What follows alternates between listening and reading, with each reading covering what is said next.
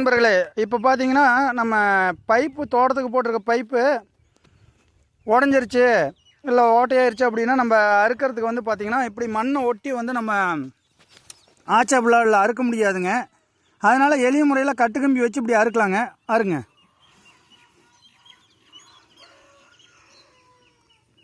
ரெண்டு பக்கம் நாங்கள் வந்து 2 திருப்புளி வச்சுருக்குங்க. உங்களுக்கு தேவைன்னா ஆணி அந்த மாதிரி ஏதோ ஒன்று கையில் பிடிக்கிறதுக்கு கிரீப்பாக இல்லைன்னா வெறும் கம்பியை பிடிச்சோம்னா நமக்கு கொஞ்சம் கிரீப் கம்மியாக இருக்கும் அப்படின்னு பண்ணியிருக்குங்க.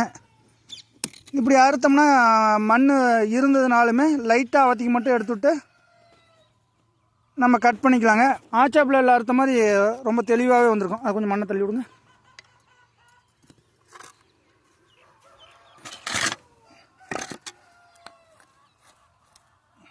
பாருங்கள், ஆச்சா பிளேடுனா இடிச்சிட்டு இருக்கோம். எவ்வளோ தெளிவாக வந்திருக்குதுன்னு பாருங்களேன். நீட்டாக வந்திருக்குங்க. இது மாதிரி அறுத்து பயன்பெறுங்க. நன்றிங்க.